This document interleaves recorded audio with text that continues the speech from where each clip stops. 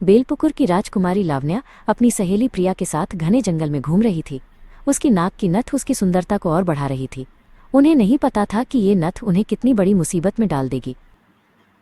दूर से एक दुष्ट डायन दुर्मति लावण्या को देखती है। उसकी आंखें नथ पर टिकी थीं।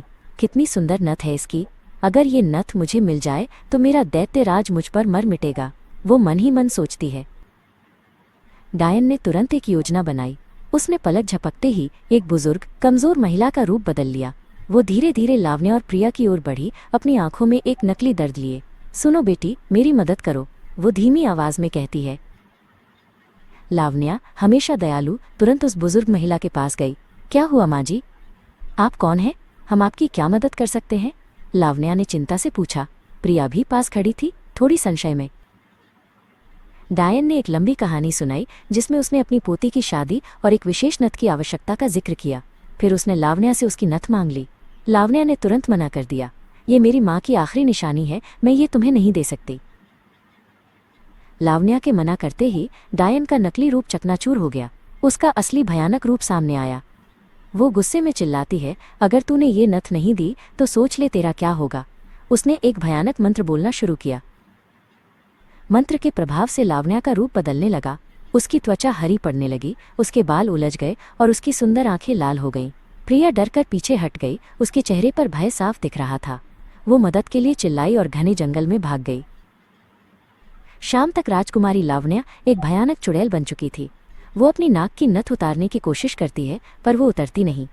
डायन दुर्मति जोर से हंसती है, जब तक मेरी नथ उतारकर कोई तुझे पहनाए तब तक इस जादू का असर खत्म नहीं होगा।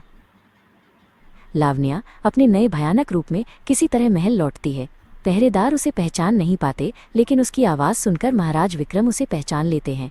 महाराज अपनी बेटी को इस हाल में देखकर सदमे में आ जाते हैं। महाराज चिंतित होते हैं और तुरंत राज्य के सबसे ज्ञानी पुरोहित आचार्य को बुलाते हैं। आचार्य ध्यान लगाते हैं और बताते हैं कि ये एक प्राचीन श्राप है। श्राप तभी टूटेगा जब डायन की नथ वापस लाई जाएगी और लावण्या को पहनाई जाएगी। इसी बीच मंथन नाम का एक साहसी और बुद्धिमान युवक काम की तलाश में बेलपुकुर जा रहा था। वो अपने गांव से निकलकर एक नए जीवन की तलाश में था। रास्ते में उसे बहुत प्यास लगी और उसे एक सुंदर तालाब मिला। तालाब के संरक्षक शक्तिशाली जलदेव ने मंथन की परीक्षा लेने का फैसला किया। जलदेव ने मंथन से 3 पहेलियां पूछी जो केवल सच्चे और बुद्धिमान व्यक्ति ही हल कर सकते थे।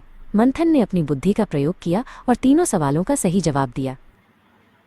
जलदेव मंथन की बुद्धि और साहस से प्रसन्न हुए। उन्होंने उसे एक जादुई शस्त्र और उसका शक्तिशाली मंत्र दिया जो उसे हर मुसीबत से बचाएगा। दिखा दे इसके पाप का परिणाम, कर दे इसका विनाश। जलदेव ने मंत्र दोहराया। मंथन बेलपुकुर पहुंचा और उसने महाराज की घोषणा सुनी। पूरे राज्य में उदासी छाई हुई थी। मंथन ने तुरंत महाराज से मुलाकात की और डायन से लड़ने की अनुमति मांगी। महाराज ने उसकी बहादुरी देखकर उसे अनुमति दे दी। मंथन जादुई शस्त्र और मंत्र के साथ घने जंगल में डायन को ढूंढने निकल पड़ा। जंगल में डायन ने उसे बहकाने की कोशिश की। उसने भयानक भ्रम पैदा किए और डरावनी आवाजें निकाली, लेकिन मंथन विचलित नहीं हुआ। जब डायन के सभी छल विफल हो गए तो वो अपने असली क्रूर रूप में मंथन के सामने आई। एक भयंकर युद्ध छिड़ गया। मंथन ने जलदेव द्वारा दिए गए मंत्र का उपयोग किया और जादुई शस्त्र से डायन को हरा दिया। मंथन ने डायन की नथ ले ली और तुरंत महल की ओर भागा। महल में खुशी की लहर दौड़ गई जब लोगों ने देखा कि मंथन विजयी होकर लौट रहा है। महाराज विक्रम और लावण्या बेसब्री से उसका इंतजार कर रहे थे। महाराज ने तुरंत नथ ली और लावण्या को पहनाई। जैसे ही नथ लावण्या की नाक पर आई, जादू का असर खत्म हो गया। वो तुरंत अपने सुंदर रूप में वापस आ गई। उसकी आंखें खुशी से चमक रही थीं। पूरे राज्य में उत्सव मनाया गया। महाराज विक्रम ने मंथन को अपना खास सलाहकार नियुक्त किया और उसे लावण्या के जीवन साथी के रूप में चुना।